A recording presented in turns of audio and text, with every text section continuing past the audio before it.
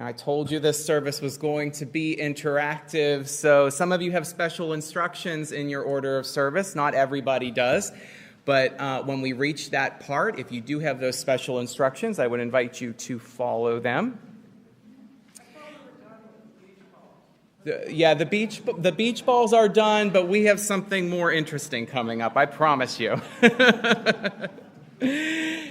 As Anne mentioned at the beginning of this service, there were a number of governing boards and even congregational presidents who were African American through the 50s and the 60s. Now, a part of this was inspired by the aspiration of integration during the civil rights era. Unitarian Universalists of all races were galvanized by the marches and the efforts of the Reverend Dr. Martin Luther King Jr. Over 20% of ministers in Final Fellowship showed up to march in Selma. We were the largest denomination represented there.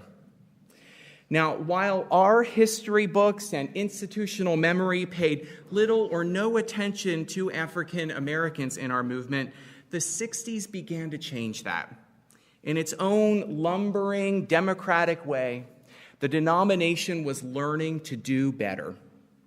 But change is painful.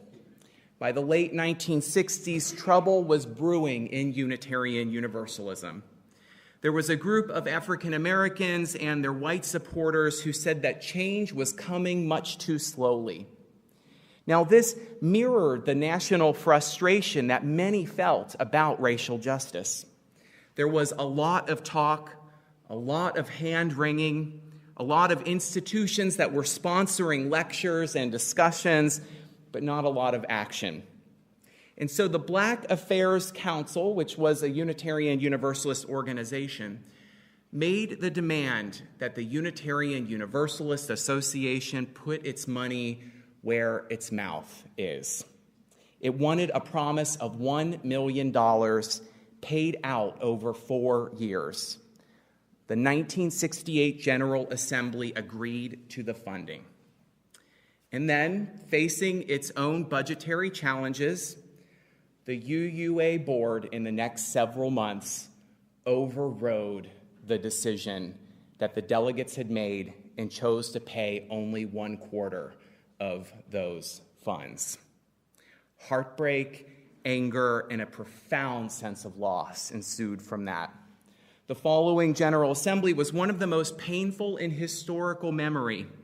The members of the Black Affairs Council and their white allies stood up and walked out. Many of the black leaders in Unitarian churches revoked their memberships, as did white leaders in the denomination. Friendships broke apart.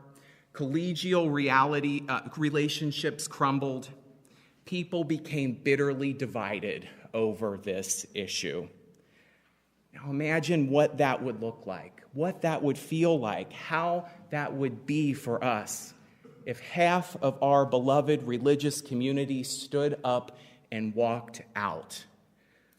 We can still have business as usual, right? Come on, that's enough. We can still have business as usual. Imagine what that would feel like.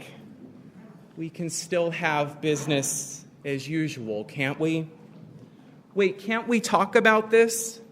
Can't we just go back to what we were doing before? Wait, come back. We can still have business as usual, can't we? Can't we just do what we were always doing? Imagine what that would feel like. All right, I'd like to invite our ad hoc actors back, and we can thank them for their highly participatory part of this service. Thank you.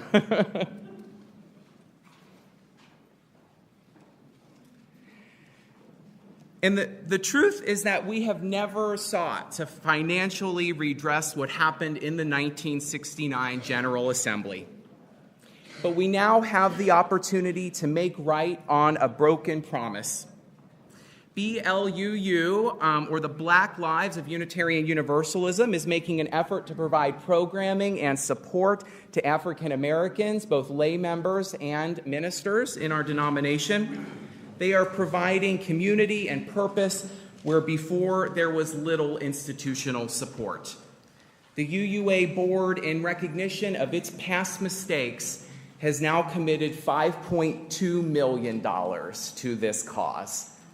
They're asking UU congregations across the country to help make this funding a reality. We are once again given an opportunity to do the right thing. Whereas before, our denomination dropped the ball, we are being asked to keep it in the air, to keep it going.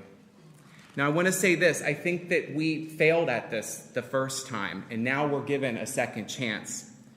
If we fail this time, I want to be honest, I'm skeptical that we will get another chance. The time is now.